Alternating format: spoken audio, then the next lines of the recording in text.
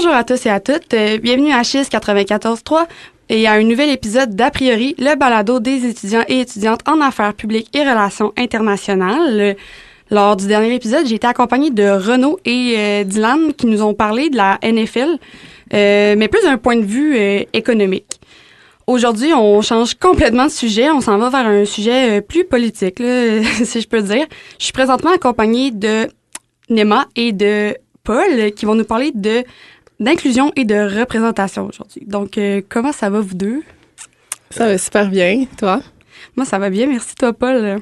Moi, ça va très bien. En plus, je suis là pour une deuxième fois. Oui, c'est ça que j'allais dire. Re-bienvenue sur le podcast. Ça, c'est ton deuxième épisode. Ça fait plaisir. Tu as été présent la dernière saison. Et bienvenue à toi, Nema, pour ton premier épisode. Donc, aujourd'hui, vous allez nous parler d'inclusion et de représentation. Puis quand on a brainstormé cet épisode-là, Nema m'avait approché puis elle m'a dit qu'elle voulait parler plus de comme son point de vue à elle puis son expérience. Sinon, Paul, toi, qu'est-ce qui t'a amené aujourd'hui à parler de ça aujourd'hui? Tu sais, je pense que c'était quand même des raisons quand même assez semblables. Je sais que moi et Nema, on avait parlé de ça aussi au niveau du début de l'année. On avait dit que ce serait intéressant d'avoir un épisode là-dessus, faire un épisode de podcast là-dessus, parce que notamment on avait discuté, puis on avait comme des points de vue quand même assez semblables là-dessus, là, même, puis on a aussi d'autres expériences dont on voulait parler, puis on disait que ça pourrait être intéressant aussi, sachant qu'on est, deux noirs parmi, genre, ou bien pris, genre. Fait que ce serait intéressant aussi de peut-être aussi parler de nos expériences, puis justement, on va parler plus durant le podcast, mais c'est en parlant de nos expériences, justement, que des fois, peut-être des situations qu'on aime ou qu'on aime un peu moins peuvent changer. Puis je pense que peut être aussi intéressant d'avoir cette discussion-là à ce niveau-là. Donc, je sais pas si Nema est d'accord. Oui, ben exact. C'est sûr qu'on est super content d'être ici. Puis je pense que c'est important de mentionner qu'on donne vraiment juste nos propres opinions personnelles, puis que c'est pas les opinions de tous les Noirs étudiants à l'Université Laval ou peu importe. Là, on parle en notre nom.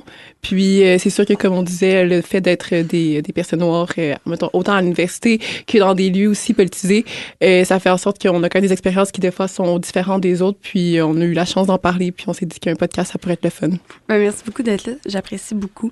Paul, pour ceux qui le savent déjà, mais peut-être ceux qui le savent pas, Paul, en ce moment, il travaille sur un gros projet en tant qu'exécutant de la APRI, mais aussi en tant que Paul lui-même sur le mois de l'histoire des Noirs. Yes. Veux-tu développer un peu sur ton projet? Yes, ben écoute, merci beaucoup, là, Caroline, de rebondir là-dessus, parce que c'est un projet qui me tient vraiment à cœur, là. Je pense que ceux dans l'exec, là, vont pouvoir vous le confirmer, mais ça faisait depuis le début même de l'année, même quelques semaines après mon entrée en poste, en avril 2023, j'avais parlé que je voulais faire une activité là, pour le mois de février 2024. Justement, le fait que quelques petites activités, moi et aussi le comité Action sociale de la APRI, donc shout-out à Jeanne Duchesne, Sandrine Rancourt et Laurence Murray, qui m'ont supporté dans l'élaboration de ce projet-là. Puis justement, en fait, pour moi, puis un peu plus pour le comité Action sociale de la APRI, puis pour les gens aussi de l'exec, on l'a appris en général. C'est un mois qui est là pour plus sensibiliser les gens à cette cause-là, puis donner en fait de l'information sur différentes sphères liées en fait à la communauté noire. Notamment là, j'ai fait une interview avec deux de mes amis, Chris Arnaud Droguet et Manu Reda, justement qui eux sont qui œuvre au sein d'un organisme qui s'appelle La Pira, qui va auprès des jeunes, qui est disponible sur la page Instagram du comité Action sociale de l'APRI, du comité Action sociale de l'APRI, fait allez checker ça.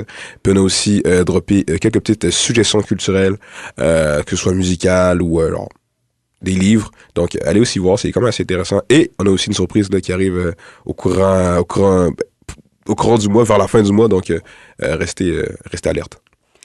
Toi, Nema, y a-tu le mois de l'histoire des Noirs, je pense que c'est quand même important pour tout le monde, là, même noir, pas noir.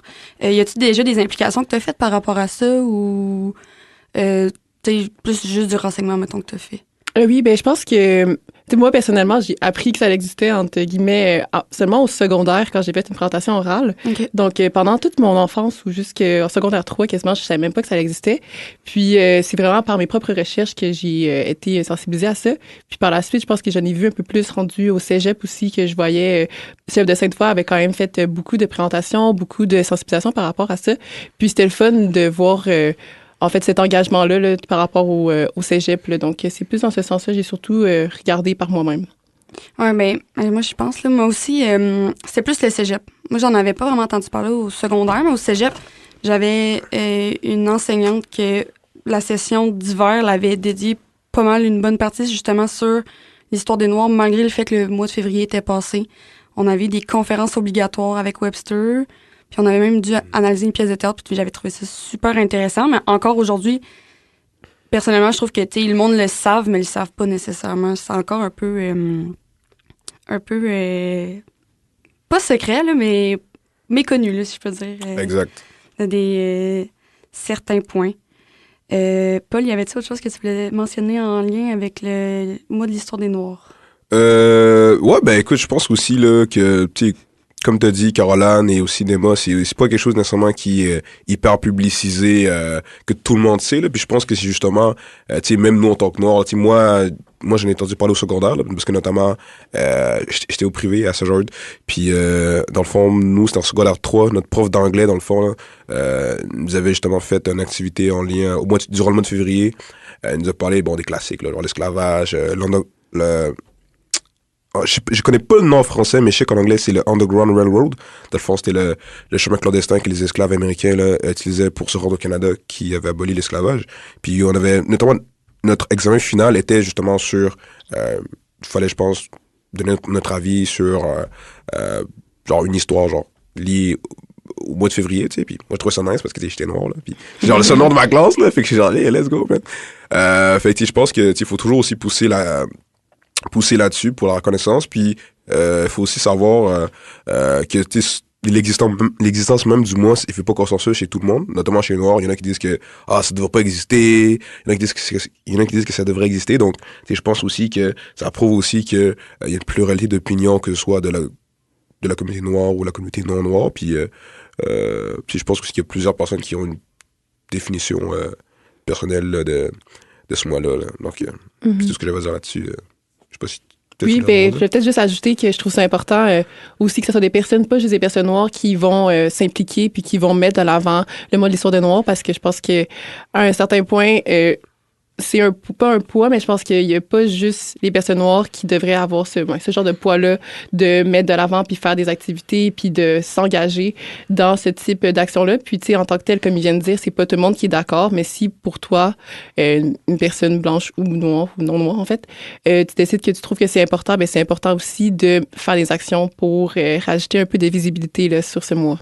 Je suis d'accord avec ce que tu dis. Justement, on parle de comme intégration puis de multiculturalisme, souvent dans des mois de prévention même. Puis c'est sûr que si c'est juste une gang qui le fait, puis l'autre gang qui font leurs affaires de leur bord, je vois pas comment l'intégration pourrait bien se faire. Justement, en abordant le sujet d'intégration, je sais que toi, Paul, tu voulais un peu aborder le sujet de l'intégration des Noirs dans le milieu en général, dans leur milieu en général. Ouais, ben justement, là, c'est dans le plan qu'on avait fait, c'est ça, je voulais un peu parler un peu de l'impact du mouvement Black Lives Matter et justement tout ce qui en a découlé. Donc, on peut directement commencer là-dedans, là. Donc, on sait qu'en 2020, il s'est passé un événement quand même assez malheureux, là, notamment la mort de George Floyd en 2020. Et il y a eu une très forte réaction, justement, de la part...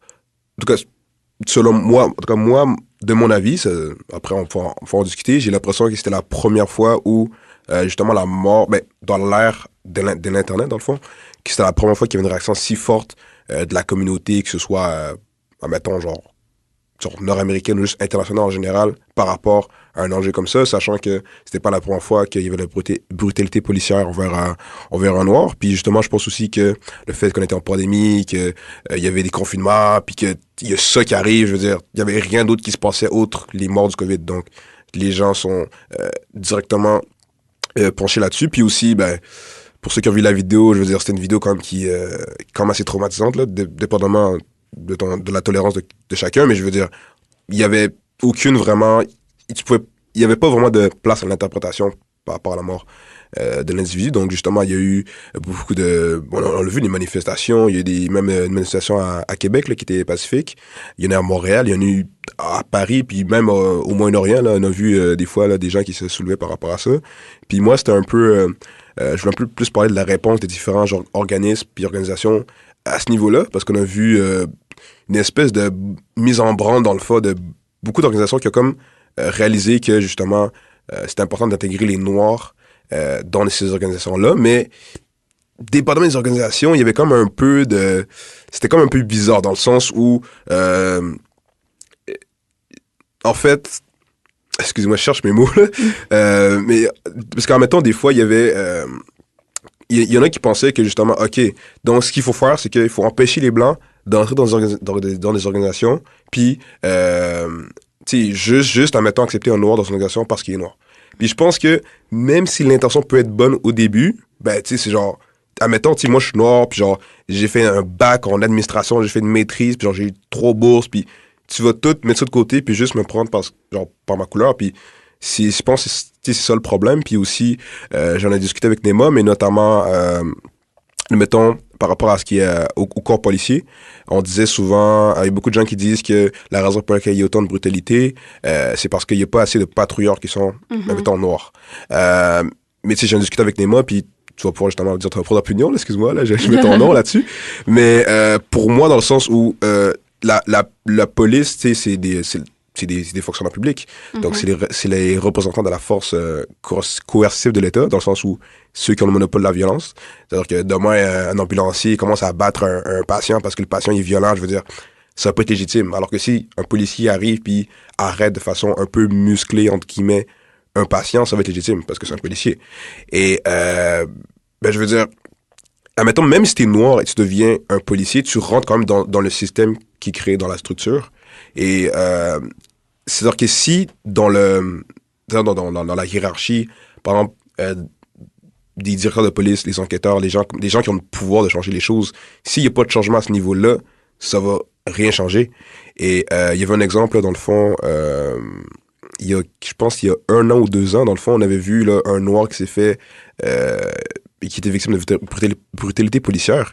Et les 4 policiers qui ont commis cet acte de brutalité policière, c'était 4 policiers noirs.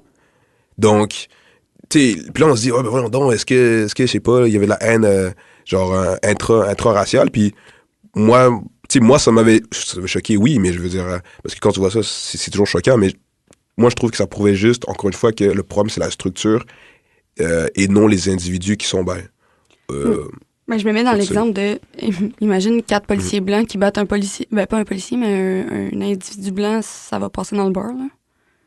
Tu sais, par rapport à ton exemple. Je pense que Nema, tu voulais rebondir là-dessus. Oui, ben c'était surtout sur tout ce que Paul disait. On s'entend, je pense que c'est ça, c'est un peu l'idée de...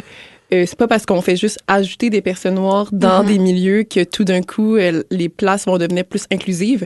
Ça va surtout être une représentation qu'on peut dire descriptive, dans le sens qu'on fait juste, ils sont juste présents en tant que personne, en tant qu'individu.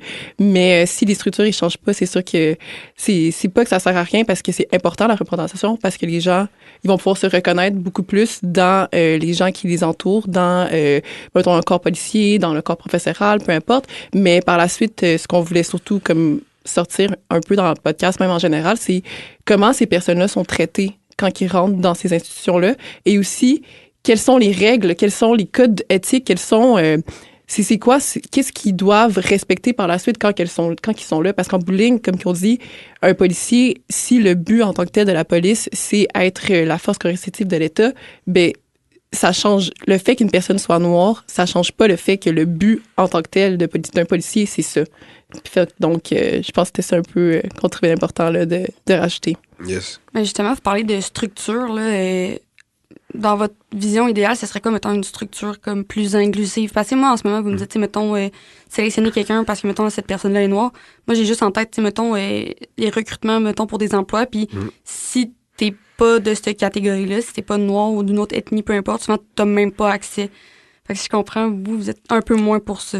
Ouais. Ben, tu sais, pour répondre un peu à ça, puis pour répondre un peu à ce que Nema a dit, justement, je donne un exemple. Dans le fond, le directeur général du SPVM, actuellement, c'est Fadi Daguerre. Et lui, dans le fond, ce qu'il a apporté, lui, dans le fond, il était avant directeur général du service de police de Longueuil. Puis lui, justement, il arrive avec une logique de, tu sais, lui, il croit vraiment au racisme systémique, il dénonce tout ce qui est le profilage racial, toutes les violences policières envers des minorités, parce que bon, Montréal, c'est quand même assez multi-ethnique, là. Je pense que beaucoup de gens le savent. Puis lui, justement, il est dans une logique de réconciliation et il veut redonner confiance. Il veut que la population refasse confiance aux policiers, parce que les policiers sont comme là. Même si les policiers, c'est les représentations de l'État. Puis je suis pas non plus dans une logique vraiment d'aliénation des policiers, puis ils sont tous mauvais, mais ça reste quand même qu'ils sont là au service de la population. Puis c'est important justement que la population se sente protégée par ces gens-là. Donc je pense que justement, des gens comme Freddy Daguerre qui comprennent ces réalités-là c'est important qu'ils soient au top là, des hiérarchies, ou que sans nécessairement retirer, admettons, des gens déjà en place, je pense que si on veut vraiment faire de l'intégration, c'est que les gens qui soient au top des hiérarchies travaillent avec des gens de ces milieux-là, justement, qui peuvent en fait là, avoir différentes difficultés, dépendamment de leur origine, de leur ethnie, tout ça. Puis je pense que c'est important aussi de considérer ça.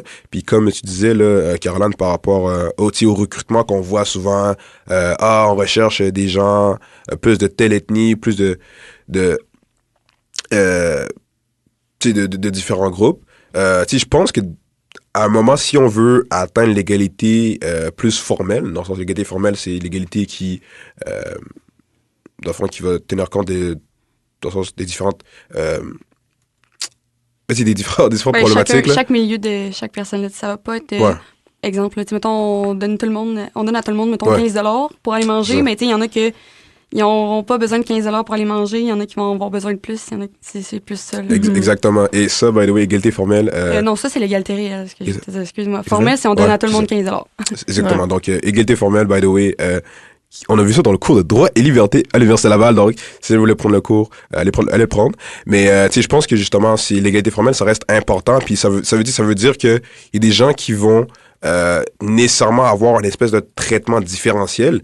Puis, mais tu sais, je pense qu'aussi, je comprends aussi dans le sens où si tu vois une annonce qui dit on n'accepte pas, je sais pas moi, les blancs ou dans différents postes, je pense que les gens ont aussi le droit d'être fâchés, puis de dire moi j'ai des qualifications, pourquoi je pourrais pas rentrer.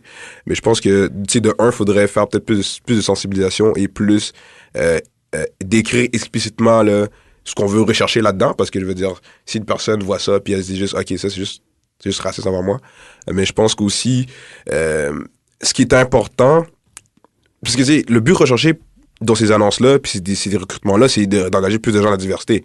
Mais moi je trouverais pas ça le fun si admettons, je réalise que je suis peut-être juste un quota de plus là, dans une organisation.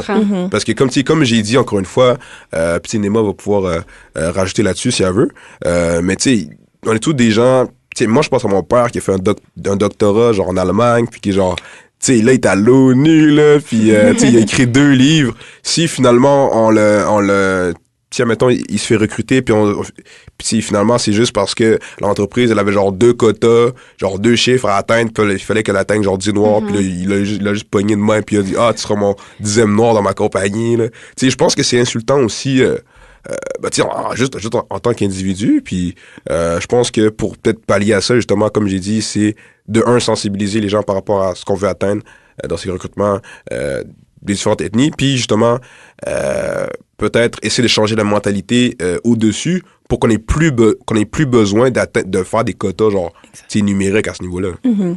Oui, je suis vraiment d'accord. Puis un peu pour rebondir sur ce que tu disais par rapport on pourrait dire des quotas ou le nombre de personnes, je pense que faut qu'on commence quelque part, puis il faut qu'il y ait des incitatifs d'une façon ou d'une autre qui fait en sorte que les personnes qui normalement qui auraient peut-être pas eu les postes, ils puissent avoir la chance d'être dans ces institutions-là.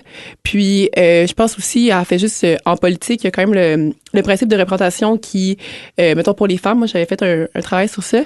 Puis, je voyais en fait que, mettons, dans des assemblées, souvent, ce qui arrive, c'est que c'est à partir, il y a comme une masse critique, on peut parler de représentation. Fait que quand on est rendu à 15% de femmes qui sont dans une assemblée législative, c'est là souvent qu'ils vont plus pouvoir se mettre ensemble ou s'allier pour des intérêts qui sont plus féminins. Dans le sens que, des fois, on a besoin de ces incitatifs-là pour que, en fait, il y ait plus de personnes, mettons, de X minorités qui vont pouvoir se mettre ensemble, qui vont pouvoir faire un vrai changement et que c'est pas juste, t'es là, mais tu restes un peu exclu, tu restes un peu... les mentalités peuvent pas vraiment changer puisque t'es la seule personne qui uphold un peu la différence, on va dans un sens. Donc, moi, je pense que ça reste que c'est important. Puis, il y a aussi l'autre côté, comme Paul disait, ça reste qu'on veut... Il y a pas personne qui a envie non plus de savoir que tu as un poste juste parce que tu es noire, tu es une femme, tu es ci, tu es ça. Je pense qu'en tant que tel, souvent, faut quand même pas oublier qu'il y a quand même des caractéristiques et des critères là, pour tout poste ou pour tout emploi. Donc, les personnes noires ou les personnes issues de X-diversité vont pareil avoir sont déjà qualifiés aussi pour être là.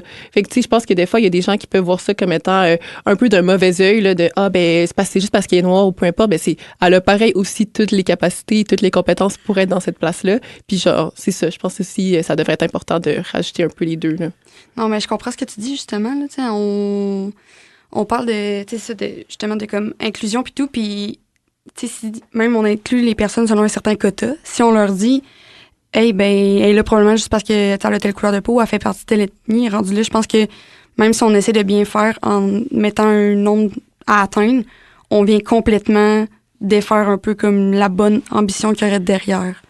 Exactement. Tout à fait, ouais. Aviez-vous, mettons, genre, des solutions? Vous l'avez un peu dit, là, mais mettons, je prends, par exemple, quelqu'un qui applique dans une université. Là, ils ont un programme, qu'ils ont un nombre à atteindre, mettons, justement de 15%, mettons, dans le programme. Est-ce que, mettons, vous aimeriez plus que tout le monde envoie sa candidature, peu importe, puis les autres, ils vont juste, mettons, selon, tu sais, ton rapport de notes et tout, mais mettons, ton nom de famille est là, ou ils vont plus par comme, OK, ils ont les bonnes notes, ils feraient partie du quota, on les prend. Je sais pas si vous comprenez ma question. Ouais. Je peux peut-être essayer de tenter de répondre. Puis je pense qu'en fait, justement, là, si on part justement de la logique du racisme systémique, c'est que, justement, excusez-moi. Prenons par exemple les États-Unis. Les États-Unis sont basés sur un système qui, évidemment, est hiérarchisé, qui ne considère pas nécessairement tous les mêmes individus sur le même pied d'égalité. Si on dit justement qu'il y a des racismes systémiques, c'est un système qui vit de 300-400 ans, et notamment certaines universités comme Harvard ont pratiqué par exemple du racisme avant là, dans leur université. Je pense que souvent quand on donne des quotas, on se dit que le système est tellement défaillant qu'on peut pas le laisser. Mettons, on pourrait pas genre dire aux gens, OK, genre, il faut que vous allez acquérir plus de noirs, dans le sens où les gens vont pas le faire de eux-mêmes. Donc, on se dit que on doit racheter des quotas pour, genre, intégrer les gens, genre, pas par la force, là, mais genre, de manière un peu forcée. Puis, je pense que justement, là, ce serait, comme j'ai dit, c'est vraiment plus essayer de changer les mentalités, puis changer les modalités sur des gens qui sont au-dessus. Puis, justement, je pense que c'est qu'on en parler pour que ça se fasse naturellement. Parce que notamment, je peux je pense que dans les années 60-70 que les femmes au travail, ça commençait vraiment à être démocratisé, puis que ça commençait à être genre normal. Puis en tout cas, j'ai pas les informations exactes là-dessus, donc je peux pas m'avancer trop, mais je sais pas s'il y a eu des quotas au début de faut avoir telle femme dans telle entreprise. Mais notamment, disons aujourd'hui en 2020, si, admettons, tu cherches une nouvelle personne dans ton travail, que ce soit une femme ou un homme, je sais pas encore ça n'a plus vraiment d'importance. Je sais pas encore si les gens vont se dire, man, elle va prendre une femme pour que ce soit paritaire, À part c'est au gouvernement, là, je sais pas, là, mais, donc je pense que il faut essayer d'aller vers cette espèce de normalité où tu te dis, je veux pas que, genre, j'ai 10 blancs dans mon entreprise, faut peut-être que j'aille un noir, là, pour compenser, là. Ouais. Je pense que ce serait peut-être aller vers le niveau de normalité qu'on a maintenant quand on engage des femmes. Ouais. Mais en même temps, on dirait que, veut pas, l'intégration des femmes dans le système, ça a été par des lois, disons, là, la femme peut voter, là, ça, fait est-ce que tu crois que, parce que là, je t'entends parler changer au-dessus, est-ce que tu penses que, justement, il faudrait y aller.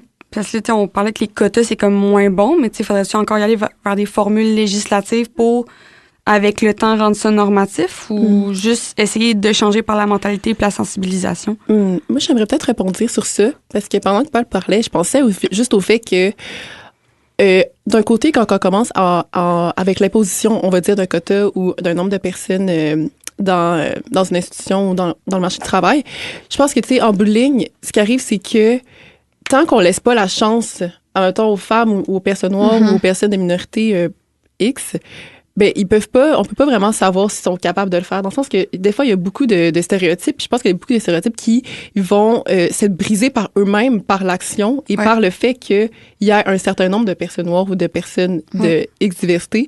Donc je pense que c'est ce côté-là aussi que les femmes ont dû se prouver pareil quand ils sont rentrées sur le marché du travail, puis que nous aussi on est en train de se prouver, ou peu importe, dans le sens que l'intégration et le fait même d'avoir ces personnes-là dans ces institutions-là est très importante sur cet aspect-là de ben regardez, je suis ici, puis je suis capable de faire la job comme n'importe qui, puis que je peux continuer, puis que plus tu fais capable de faire confiance à ces groupes-là, que peut-être que normalement, t'aurais dit, ah ben, le gars qui, je sais pas, l'homme, le Mathieu Tremblay, peu importe, là, genre, que tu sais, dans le sens que le petit stéréotype, que t'es habitué, puis t'es capable de... Tu sais, tu as des expériences avec ces personnes-là. Donc, dans ta tête, c'est plus facile de dire, ben oui, je peux y faire confiance. Puis je pense que ça part par une intégration. Puis, tu sais, l'autre partie d'un peu du podcast, c'était un peu le côté de quand ces personnes-là arrivent dans la place, c'est quoi l'attitude qu'on a envers eux? C'est quoi les propos qui se passent? Comment que eux, ils se sentent dans ces endroits-là pour aussi faire en sorte que les gens y restent? Ouais, je comprends ce que tu dis. On dirait, je trouve ça comme... Ça me donne l'espoir, là. Je veux pas, tu sais, comment vous parlez, mais on dirait en même temps que va falloir être patient, tu sais, ça va être avec le temps, puis c'est comme la femme, tu sais, ça a été long avant que la femme ait plus de droits, maintenant c'est rendu comme normal, puis il y a de l'espoir, c'est possible, mais il faut juste qu'on laisse quand même le temps, puis qu'on continue à faire les actions qu'on peut en attendant que ça devienne comme intégré dans les mentalités des gens. Oui, puis tu sais, même le côté de changer les mentalités, ça a l'air tellement large, mais je pense que ça part juste du fait du premier contact que tu as avec les autres personnes. Tu sais, je veux dire, moi, je sais que je suis dans des cercles où que je suis peut-être la seule amie noire de mes amis, puis que tu vois, Paul rit en ce moment, mais tu vois un peu les questions que tu te fais poser, ou juste dans les soupers de famille quand je vais chez eux, puis ça apparaît, mais en même temps, plus t'as des gens qui sont là autour de toi, t'es capable de poser tes questions, on va dire, ou que ça devient un peu normalisé dans un sens. Donc, je pense que c'est ça qui est important. OK. Je vais t'arrêter là-dessus. On va aller prendre une courte pause, puis après, moi, je suis curieuse de savoir, je suis curieuse, même, je suis un gros doute, c'est quoi vos questions que vous faites poser, mettons, puis comme les stéréotypes qui reviennent. Donc, revenez-nous après la pause, a priori, sur les ondes de schiste 94.3.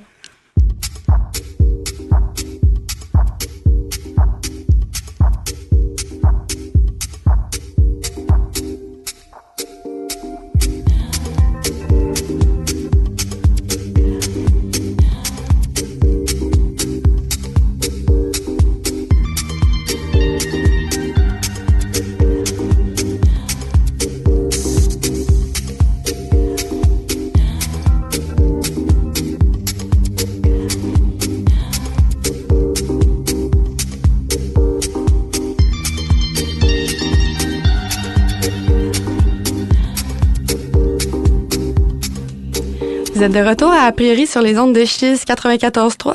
A priori, c'est le balado des étudiants et étudiantes en affaires publiques et relations internationales de l'Université Laval. Je suis toujours accompagnée de Paul et de Nema. Puis avant la pause, on a coupé ça un peu sec, là, si je veux dire. C'était, on parlait dans le fond de les stéréotypes un peu, puis les mentalités encore qui arrivent avec l'inclusion, puis à quel point c'est encore difficile. Puis Nema, juste avant la pause, tu nous parlais justement de quand tu allais dans des soupers, vu que souvent tu étais comme la seule amie noire, tu te faisais comme poser des questions et tout. Puis là, j'étais curieuse de savoir c'est quoi les genres de questions, même si d'après, j'ai un petit doute. Oui, on dirait que dans ma tête, en ce moment, j'ai juste pensé, surtout avec mes cheveux, je dirais, en ce moment, je porte des tresses, puis je change souvent mes cheveux, donc je pense qu'il y a les parents, des fois, qui ont des petites questions sur si c'est mes vrais cheveux, ou genre... comment c'est si long, faire des tresses, des trucs comme ça un peu, ou quand que j'ai mes cheveux naturels, puis là, ils comprennent plus trop qu'est-ce qui se passe. Fait que c'est comme des affaires de même qui est un peu drôle, mais qui en bout de ligne, après que j'aille expliquer, puis qu'on ait parlé, on fait juste en rire, puis ça finit là, puis en tant que tel, moi, ça me dérange pas plus que ça non plus, là. Tu vois ça un peu comme... tu sais, mettons, moi, je me dis... Souvent, moi, quand je vais poser, mettons, une question de même, ça va être par curiosité, pas nécessairement par méchanceté. Tu le prends-tu de même aussi, ou des fois, ça t'insulte vraiment? Non, je prends vraiment ça comme ça dans un côté qui c'est une curiosité. Je pense que ça dépend toujours de l'intention ou de la façon que ça a été dit. Tu sais, je pense qu'il y a toujours une différence entre, je sais pas, genre venir me toucher les cheveux puis être très dans mon espace ou que ça, je pense que ça serait plus, j'aurais besoin d'un certain boundaries. Mais en tant que tel, non, moi, j'ai pas eu d'expérience, en tout cas avec des parents, ou que je me suis dit, ou même des amis, des fois, qui m'ont posé des questions, puis je me suis dit que c'était vraiment déplacé. Mais c'est sûr que des inconnus dans la rue, des fois, ça peut devenir déplacé quand que c'est des personnes que je ne connais pas et que, pour vrai, il y a du monde qui s'en permettent un peu plus. Ouais. Donc, là, c'est dans ce sens-là que, même s'il y a une curiosité, on en avait parlé avec Paul un peu, même si l'intention, c'est un peu de savoir plus, puis un peu de juste vouloir avoir des petites réponses à leurs questions. Des fois, la façon que c'est dit ou la façon que c'est amené, tu restes un inconnu. Je vais magasiner, je suis pas obligée de vraiment te répondre. Puis des fois, il y a du monde qui le prennent un peu mal quand on répond sec ou peu importe. Parce qu'en tant que tel, je fais juste faire ma petite journée. Là, je suis pas c'est ça. Toi, Paul, y a-t-il des questions qui reviennent souvent maintenant? Ah là là. Oh! Bon, écoutez, je vais pas non plus essayer d'alourdir le podcast, là, mais j'ai quelques petits exemples à donner, là, puis parce que je pense que ça peut... Ben, en même temps, c'est drôle, en même temps, c'est pas tant drôle, mais... En tout cas, donc, justement... Lance-les, là. Premier exemple, puis ça, je tire ça de l'entrevue que j'ai faite avec mon ami Manu et Chris. Là, c'est la réponse de Chris, non, de Manu en particulier, mais je trouve qu'il était quand même assez pertinente. Dans le fond, là, celui... souvent, lui, il faisait du basket quand il était plus jeune, puis souvent, il allait dans les tournois de basket. Puis, je pense que... Je sais pas si c'était un parent ou non du public, mais en tout cas, c'était quelqu'un, un adulte, qui souvent, tu sais, voyait la team de Manu, puis c'était... Manu, c'est un noir, puis c'était tous des noirs, OK? C'est très important. Dans l'équipe, hein? Ouais, okay. dans l'équipe. Puis là, tu sais, souvent, tu sais, au basket, t'es là, tu sautes. Puis là, il y avait une personne qui disait « Ah, mais vous, là, vous, les noirs, vous sautez haut comme des singes, là. » Puis, yo, quand il m'a... quand il m'a dit ça, de j'étais là, mais, tu sais, OK, le gars est quand même très... Ben, gars, la fille, là, je sais pas. Mais genre, la personne qui a dit ça est quand même très bold. Puis c'est juste, genre, je pense que ça témoigne juste d'une ignorance, quand même, situationnelle, parce que, bon, tu compares des noirs puis des... je sais pas, là, je veux dire, je pense quand même qu'il y a un passif là-dessus. Puis, tu sais, je trouve quand même que... Parce que, tu sais, moi, j'ai pas été là, puis en tout cas, je pense que lui, il l'a pris comme une insulte, là, ce qui est très compréhensible. Mais tu sais, tu peux pas nécessairement savoir si la personne est vraiment juste stupide ou... comment dire, elle a vraiment dit ça avec méchanceté. Un manque d'information. C'est ça. Peut-être un manque d'information ou de la malice, mais ça, on ne pourra jamais savoir. Puis, tu sais, moi, souvent, là, ce que j'ai eu, souvent, c'est ce qu'on appelle des micro-agressions. Donc, c'est pas... Ben, je vais l'expliquer, là. Mais, admettons, c'est genre, admettons, tu sais, on te dit « Ah, hey, Paul, toi, tu viens d'où? » Puis, tu sais, moi, tu sais, on sait tous que je viens du Togo. Mais si on a qui vient, qui dit « Ah, tu fais du quoi? Du Congo, man? » Puis, tu sais, genre, des fois, je dis « Non, Togo. » Puis, admettons, tu sais, moi, mon nom de famille, c'est Bouaka. Puis notamment, là, je peux... Bon, OK, non, je vais pas dire où j'ai été, là, parce que je vais pas me mettre dans la marde, mais à un moment donné, je devais, tu sais, dire mon nom complet. Puis, tu sais, je considère quand même que j'ai un nom de famille pas tant compliqué que ça, là, tu sais, il n'y a pas tant de consonnes. C'est quand même assez facile à dire, mais je devais dire mon nom de famille, tu sais, je disais Paul Lionel Bouaka. Puis la personne qui a pris mon nom a fait « Hein? Quoi? D? » C'est non, B, Bouaka. Quoi? D? Puis là, genre... Je répétais, ça arrêtait pas. Yo, j'étais tanné. Parce que, tu sais, c'est pas la première fois que je dois répéter mon nom de famille. Ouais. Mais, quoique, genre, ces derniers temps, c'est pour vrai, genre, je pense que les gens sont habitués à moi. Là. Je suis pas l'impression que j'avais une star au Québec, là. Mais genre... Non, mais, parce que quand j'étais... quand j'étais plus jeune, tu sais, mon nom, là, c'était genre... Il y en a qui écrivaient Bois Clair, il y en a qui écrivaient, genre, O-I-K-A, là. Puis genre, mon nom était jamais bien écrit. Tu sais, même pas Lionel, genre... Le nom Lionel, on dirait que les gens le connaissent pas, en tout cas. Puis fait que ça faisait que des fois... puis souvent, quand tu dois toujours te répondre sur ton nom, tu sais, genre... Ça, je pense que ça peut aussi donner un coup au niveau de l'intégration au Québec. Ouais. Donc... Trouves-tu que comme dans le fond, si je comprends, tu trouves que c'est un manque d'effort? Un peu? Ouais, tu sais... Ben, c'est-à-dire que... Tu sais... Moi, je suis arrivé au Québec en 2003, puis tu sais, genre, j'ai grandi quand même Au début, j'ai grandi à Mézeray, qui était à genre, Limoilou. Puis après, j'ai déménagé à Beauport, qui est quand même assez blanc, là. C'est pas une insulte, là, c'est juste un constat. Ça fait que je pense qu'au début, il y a comme une ignorance culturelle qui arrive. Ouais. Pour moi, l'ignorance culturelle, c'est pas la même chose que le racisme, dans le sens où l'ignorance culturelle, c'est vraiment que, tu sais, mettons... Tu si t'as grandi dans le bois, genre, sur une ferme, là, t'as grandi sur une ferme toute ta vie, pis t'as pas eu de contact avec d'autres noirs, tu sais, parfois que tu sois un noir. Tu sais, moi, je peux pas relate parce que moi, je suis né en Allemagne, puis la première personne que j'ai vue, c'est une sage-femme blanche, là. non, mais quand même. Non, mais tu sais, dans le sens où je comprends quand même que si... Ok, faut rester sérieux. Ok, donc, non, mais tu sais, dans le sens où je comprends quand même que si tu grandis dans un milieu qui est plus fermé, puis tu sais, si t'as aucun contact avec des gens, mettons, de genre d'autres ethnies, c'est normal, mettons, de dire, ah, tu sais, ce qu'on voit en Afrique, là, vous de l'eau, vous de l'électricité, parce que, tu sais, tu regardes, genre, Radio-Canada ou TVA Nouvelles qui font un reportage sur l'Afrique, man, le sida fait rage, la famine, tu sais, je veux dire, si toi, ton contact avec des gens noirs, c'est juste des reportages de même, c'est normal qu'après, quand il y a une personne qui, surtout dans ton entourage, qui est noir, ben, tu lui poses ces questions-là. Puis surtout, admettons, j'ai discuté avec Nema, mais tu sais, quand on est jeune, quand on est enfant, en tout cas, quand on a moins de 18 ans, tu sais, il y en a, tu sais, moi, je suis allé au privé, puis dans le fond, là, tu sais, à mon école secondaire, on était à peu près 7-8 noirs sur 1100 élèves. OK, Fait quand même. que, tu sais, il y a, mettons, par niveau, il y avait genre, peut-être 1-2 noirs, puis il y avait mon cousin en plus dans l'école. Fait que, non, mais tu sais, dans le sens où, tu sais, je connaissais la part des noirs à l'école, je les connaissais.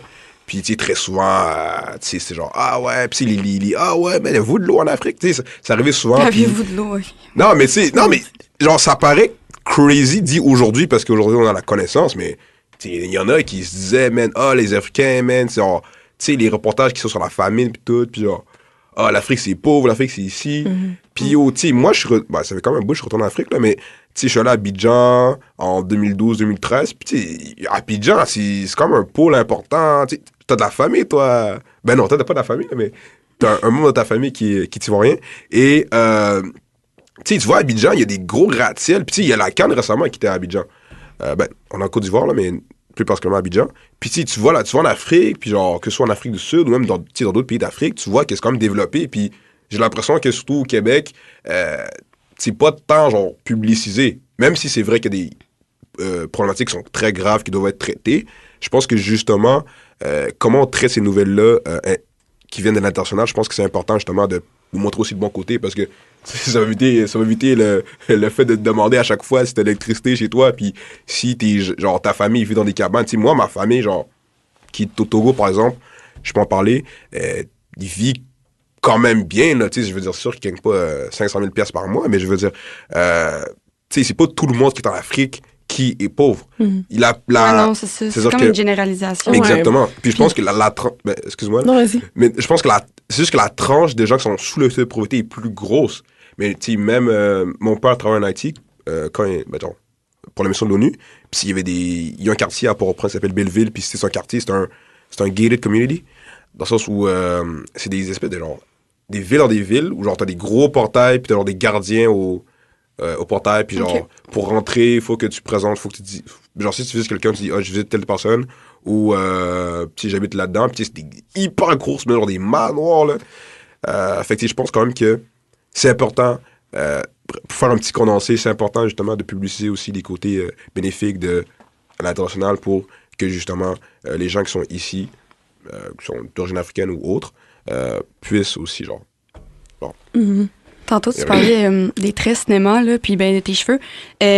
Ça m'a fait penser, il y a un sujet quand même assez, ben pas tabou, mais je dirais un sujet chaud souvent qui ressort, c'est, je trouve, l'appropriation culturelle. Exemple, tu vois quelqu'un une personne blanche qui va avoir des tresses comme toi. Personnellement, est-ce que tu trouves que, oui, c'est de l'appropriation culturelle ou, ben, c'est pas plus grave que ça? Parce qu'on dirait que je trouve que l'opinion est vraiment comme dispersée. De mon côté, oui, je pense que c'est de l'appropriation culturelle. Mais on dirait que... Comment dire ça? Pour moi, genre, c'est... Parce que je pense qu'il y a une histoire quand même qui vient avec ça, avec les tresses. Je veux dire, pour nous, c'est une coiffure aussi qui est protectrice. Tu sais, il y a beaucoup de temps qui est mis sur ça. J'ai un moment qui est aussi très spécial. Mettons, personnellement, moi, c'est ma mère qui fait mes tresses. Okay. Donc, on vit ce petit moment-là à chaque fois. Puis, il y a beaucoup d'autres femmes noires qui peuvent aussi en parler. Puis, il y a aussi le fait qu'il y a beaucoup de racisme que des femmes noires aussi vivent par rapport à leurs cheveux. C'est dans le sens que, il y en a beaucoup que on va devoir réfléchir à la façon qu'on va mettre nos cheveux pour une entrevue. Parce que si tu as tes cheveux naturels, VS, si tu as une perruque ou si tu as des tresses, t'es perçu différemment. Puis même, il fallait regarder sur Internet, il y a plusieurs exemples de femmes noires qui sont faites soit dire que leurs cheveux n'étaient pas professionnels quand il y avait des tresses ou quand il y avait des cheveux naturels, ou soit qui sont faites renvoyer. Tu sais, c'est des gros exemples que, tu sais, en ce moment, on n'avait pas prévu en parler exactement, fait que j'ai pas les exemples précis, mais c'est un enjeu qui nous touche quand on met des tresses. Et une personne blanche qui va mettre des tresses, elle va aller au travail, puis on va dire « Ah, c'est tellement exotique, c'est tellement beau, tu sais. » Puis en bout de ligne, t'enlèves tes tresses, puis là, tu recommences ta vie comme si de rien n'était. Fait que je pense qu'il y a un peu une genre de... il y a une situation un peu de pouvoir, puis il y a un déséquilibre entre quand moi je mets des tresses, qu'est-ce que ça veut dire, puis quand toi tu mets des tresses, qu'est-ce que ça veut dire. Donc pour moi, je pense que les personnes blanches devraient juste pas en mettre. Des traits surtout comme qui ont plus un héritage. Aujourd'hui, en 2024, quand tu te prépares pour une entrevue, tu refais-tu ta tête si tu as peur que ça soit mal perçu ou non? Non, je pense pas que en ce moment, je pense que c'est ce qui arrive surtout, c'est qu'il va y avoir une réflexion. Mais personnellement, je pense que je suis à l'aise dans un peu n'importe quelle coiffure. Mais il va toujours avoir le côté de le fait même que je dois réfléchir à est-ce que si je me pointais avec un afro, comment je serais perçue? C'est plus dans ce sens-là. Je pense que c'est ça qui est le problème. Tu sais. Je comprends ton point. Là, justement, on parlait de se présenter dans des entrevues et dans des endroits, des milieux plus professionnels. Toi, je sais que tu as participé au Parlement étudiant en décembre dernier, si je me trompe pas. Oui, janvier. Janvier dernier. Puis je sais que tu voulais justement aborder ce sujet-là par rapport à justement l'inclusion et la représentation. Oui, c'est fun de pouvoir en parler. Je pense que honnêtement, ça a été une expérience c'est un peu ça qui a déclenché mon envie de faire le podcast. C'est moi puis Paul, on en avait parlé pendant longtemps. Mais j'étais un peu plus stressée à l'idée de faire un podcast, puis surtout pas nécessairement pas savoir quoi dire, mais je pense que c'était quelque chose qui me rendait plus anxieuse. Puis quand que ça s'est passé, les événements au PEC, que je vais appeler le Parlement étudiant du Québec, je me suis dit, bon, je pense que ça vaut la peine d'aller en discuter. En fait, pour faire bref, le Parlement étudiant du Québec, c'est une simulation parlementaire dans laquelle on est deux caucus, les rouges contre les bleus, puis on fait vraiment comme si on était des députés. C'est du 2 au 5 janvier, en fait. Puis là, c'était la 37e édition. OK. Puis, normalement, les rouges, ils ont une idéologie qui est plus de droite conservatrice et les bleus, c'est plus de gauche progressiste. Puis, moi, je faisais partie des rouges. Puis, en bout de ligne, c'est une simulation. Donc, on est là pour s'amuser. C'est un personnage qu'on se donne. Ouais. Donc, pour moi, personnellement, faire partie du caucus plus de droite, ça me dérangeait pas plus que ça. Puis, moi, j'ai eu la chance, en fait, là, d'être ministre quand j'ai été au PEC cette année. J'étais celle des grandes dames, donc la condition féminine, puis la lutte contre le racisme. Okay. Fait que c'est ça. C'était cool. Puis, tu sais, on avait 2 journées. On avait une journée qu'on était, en fait... on avait des journées à l'opposition puis des journées au gouvernement pour vraiment comme tout vivre les expériences qu'on peut avoir là, quand on est des députés. Puis, par la suite, c'est ça. Moi, j'ai eu la chance de faire une déclaration ministérielle. Puis, en fait, il y a eu beaucoup d'autres événements qui sont comme arrivés vers les derniers jours, comme on pourrait dire, là. Puis, dans le fond, c'est que tu voulais en parler parce que tu as remarqué justement que le monde était plus informé par rapport au racisme, mais pas racisme systémique, mais je veux dire l'inclusion et la représentation ou juste... Oui et non. Je pense que c'est, je dirais même à prime abord ou a priori, quand je suis arrivée ici. Bon jeu de mots. Quand je suis arrivée ici, en fait, au PEC, moi, j'avais vraiment l'idée que on est du monde très politisé, on est des gens tous engagés quand même. Tu sais, si tu as décidé de prendre une semaine complète de ta vie ou que tu travailles pas et que la seule chose que tu fais, c'est faire semblant d'être un député, tu as quand même un certain niveau d'engagement. Là. Donc, moi, quand que je suis arrivée là-bas, c'est sûr que mon idée... mais je pensais pas, en fait, vivre une situation comme c'est passé. En fait, il y a eu une situation, je vais pouvoir l'expliquer dans pas très longtemps, là, mais qui était quand même... je dirais raciste, là. Ça a été des comportements quand même assez flagrants. Puis en fait, en plus, Paul en a un peu parlé avant, ça peut faire rebondir. Mais tu sais, je pense juste avant, je pense que j'aurais voulu peut-être juste vous expliquer que avant que ça arrive, tu sais, moi, j'avais fait une déclaration ministérielle dans laquelle j'avais comme parlé d'un des livres que j'ai lu qui s'appelle Why I'm No Longer Talking to White People About Race. OK. Puis j'avais comme fini mon speech en parlant du fait que, en fait, ben, je peux le lire, en fait, ça dit, en fait, que lorsque les Blancs prennent un magazine, parcourent l'Internet, lisent un journal ou allument la télévision, il n'est jamais rare ou étrange de voir des personnes qui leur ressemblent en position de pouvoir ou d'autorité. Dans la culture en particulier, les affirmations positives de la blancheur sont si répandues que le blanc moyen ne les remarque pas. Être blanc, c'est être humain. Être blanc, c'est universel. Je le sais parce que je ne le suis pas. Puis, moi, c'était dans ma déclaration que j'avais faite. Puis, même dans le reste de ma déclaration aussi, je parlais du fait pour instaurer, mettons, le mois de l'histoire des Noirs dans le cursus scolaire et tout. Puis, tu sais, ça a vraiment été répondu d'une façon très bien, là. Genre, il y avait un député des Bleus qui devait aussi en parler. Il devait aussi faire une déclaration par rapport à ce que moi, j'avais dit. Puis, il recevait notre texte la veille. Fait qu'il était déjà préparé. Puis, c'était vraiment un moment très transpartisan. Puis, tout le monde s'était levé. On avait applaudi. Tu sais, c'était vraiment comme, c'est le fun. Unité, inclusion, youpi, tu sais. Toi, dans ta tête, t'avais réussi ta mission. Oui, exact. Tu sais, c'était le fun. Puis, c'était vraiment une bonne solidarité. Puis, c'est comme la première fois que ça arrivait dans le cursus, dans notre expérience du PEC. Fait que c'était vraiment nice. Et en fait, le lendemain, c'était les Bleus qui étaient rendus au gouvernement. Puis dans une journée, on avait plusieurs séances et on avait une pause dîner. Et pendant la pause dîner, il y a un de mes collègues qui était aussi un député, qui était député aussi. Puis lui, c'était un gars noir, genre. Puis il a entendu un groupe des Bleus qui, dans les escaliers de l'Assemblée nationale, faisait des chants assez forts ou qui traitaient les rouges de babouins. Ouais. Donc, tu sais, juste ça, c'était un peu un choc apprendre ça, que, tu sais, surtout le lendemain, là, ça faisait vraiment bizarre. Puis, tu sais, en temps normal, ces chants-là désignaient l'expression de faire des singeries. Puis, c'était aussi par rapport au fait que quand on est à l'opposition, ben il y a des bureaux, en fait, que ça s'appelle la déplaisance. Puis, ces gens-là sont normalement...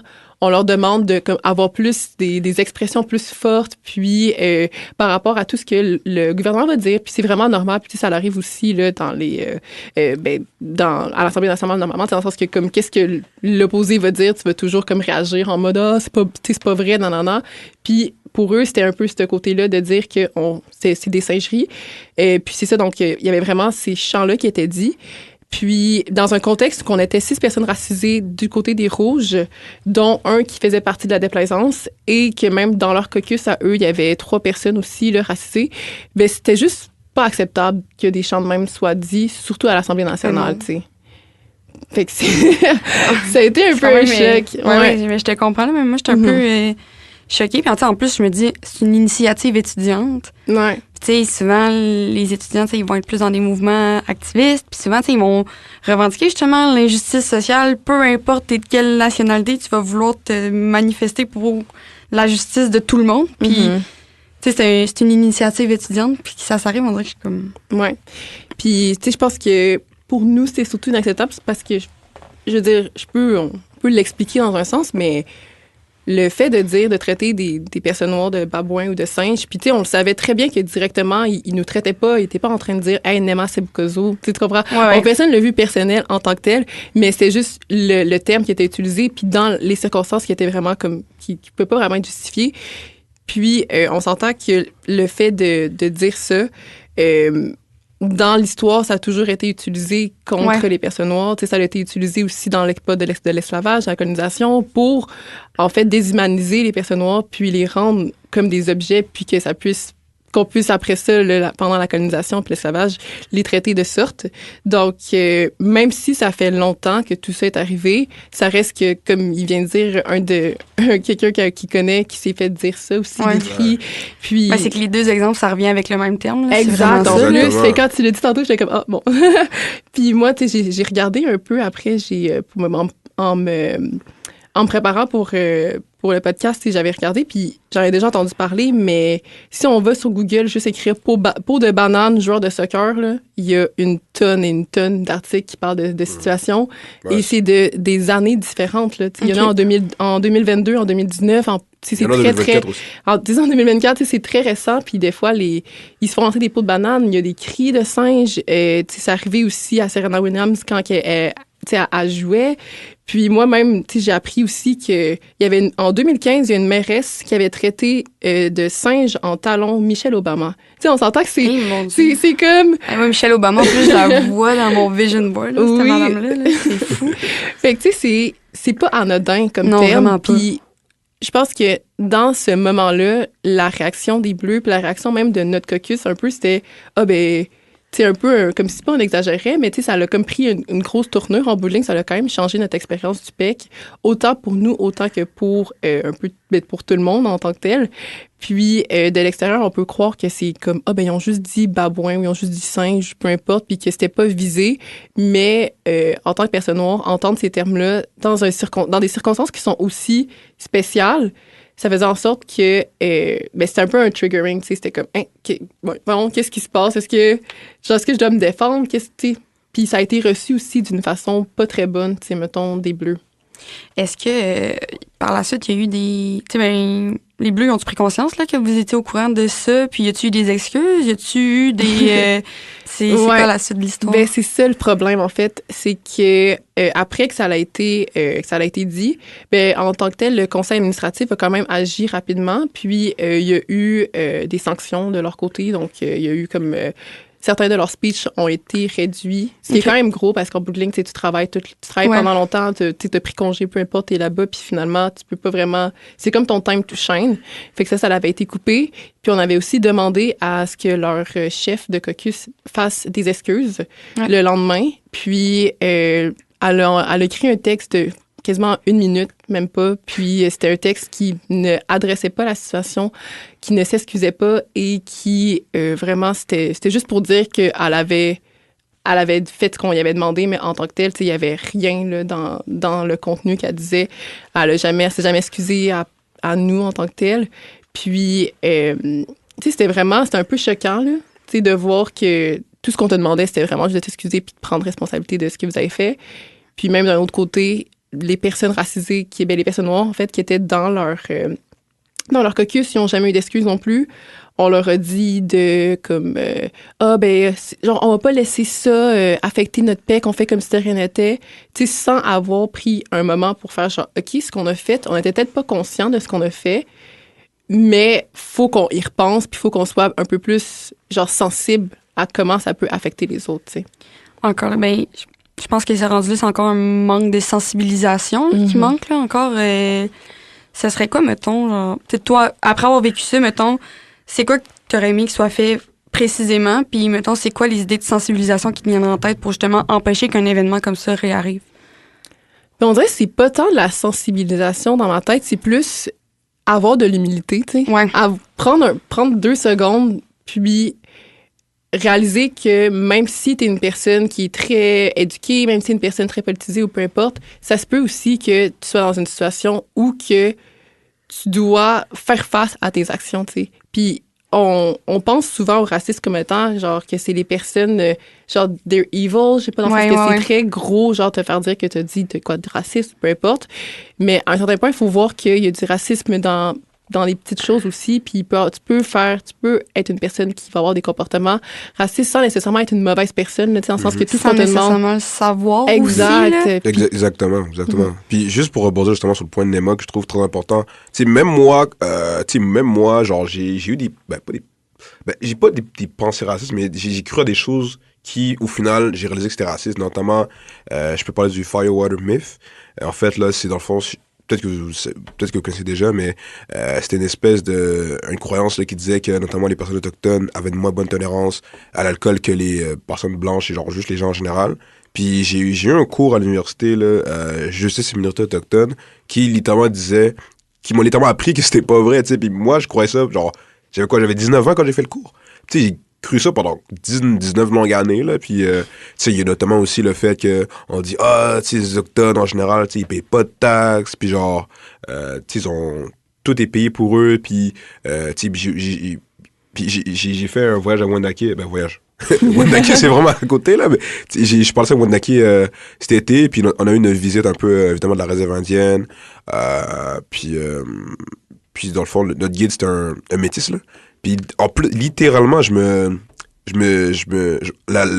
la journée d'avant, je m'embrouillais avec ma mère, puis bon, Nema, je pense qu'elle connaît à quel point les mères africaines peuvent être têtues, là. Mais notamment, elle me disait que, parce qu'elle avait déjà fait la visite, puis elle me disait que, tu sais, toutes les maisons au Wendake, les autochtones sont propriétaires, puis tu sais, c'est eux qui les ont construits, puis tout. Puis je disais à ma mère, ben non, tu sais, je veux dire, normalement, ça devrait être le cas, mais, tu sais, c'est des locataires, justement, parce que les réserve indienne, c'est un territoire fédéral, puis ma mère me disait, non, moi, j'ai vu les gens qui habitent là-bas, c'est leur maison. Mais, tu sais, je veux dire, normalement, en général, ce serait logique de se dire ça, tu sais, parce que pourquoi t'habiterais dans un truc que tu pourrais jamais avoir, tu sais. Mais littéralement, tu sais, le guide nous a dit que, non, justement, la réserve, c'est un territoire fédéral et que les Autochtones enregistrés, là, c'est bizarre à dire comme terme, mais c'est ça le terme, les Autochtones sont enregistrés, ce sont au sens de la loi, c'est des adolescents émancipés. Ils sont même pas adultes. Puis, tu sais, là, je voyais ma mère qui écoutait la guide, puis là, j'ai vu, pour une fois, au moins, elle a vu que j'ai raison. Bref. Mais, tu sais, c'est juste pour dire que, justement, tu sais, moi, je pensais tout ça, là, puis, tu sais, je pensais tout à ça parce que, tu sais, dans la société, c'est ça qu'on dit d'habitude, tu sais, puis ça fait pas de moi de mauvaise personne, là, je veux dire, tu sais, ça veut juste de moi quelqu'un d'ignorant. Mais maintenant, je sais, tu sais, maintenant, je sais. Donc, je pense, justement, c'est juste, tu sais, quand t'es mis devant le fait accompli de soit un acte raciste ou quelque chose que tu pensais qui est pas vrai, ou mettons que, tu sais, moi, mettons, je peux dire étant une blague qui soit un peu déplacée envers quelqu'un. Il y en a qui peuvent prendre ça bien, tu sais. Il y en a pour qui l'humour noir, genre, tu sais, ça reste. Ils s'en foutent. Mais il y en a pour qui ils prennent pas ça bien, puis si la personne te dit de t'excuser, ben t'as juste à le faire. Puis je pense que c'est justement, comme ce que Nema disait, tu sais, nous, on a nos opinions sur le racisme systémique. Il y a d'autres noirs, t'aurais pu leur poser la question, ils auraient pu dire, il y a pas de racisme systémique au Canada. Donc, ou au Québec, whatever. Mais je pense que justement, c'est important de prendre la réalité de chacun, puis pas juste genre, assumer un avis ou un point de vue pour toute une communauté, parce que c'est justement ça qui est important pour justement faire changer les mentalités, puis vivre cohésion, exactement, voilà. Tu voulais-tu ajouter, parce que je pense que tu n'avais pas fini d'expliquer ton point sur justement comme les gens qui font faire peut-être des actes racistes sans nécessairement le savoir? Oui, ben en fait, je pense que dans des situations comme ça, je voulais juste surtout mettre de l'avant le fait que, tu sais, on était dans une place où il y avait beaucoup de personnes qui allaient être, mettons, genre de minorités sexuelles, ou qu'il y allait, tu sais, la PM, c'était une femme trans aussi, puis il y en avait. Puis en tant que telle, ce que genre, je veux le mentionner juste parce que je trouve que c'est important de savoir que même si tu vis une certaine oppression, ça ne fait pas en sorte que tu ne peux pas aussi en faire aussi, tu sais, que tu deviens un peu à l'abri de tout ça. Puis je pense que dans les circonstances, oui, il y avait des personnes qui étaient dans plusieurs minorités, on va dire, mais il y avait aussi le fait que on était très politisés, donc les gens, il y avait de la difficulté à s'imaginer être une personne ayant commis des actes racistes. Sur ce, merci beaucoup à vous deux. J'en ai vraiment beaucoup appris aujourd'hui. Puis pour ceux qui nous écoutent, on se dit à bientôt à priori sur les ondes de Chiz 94.3.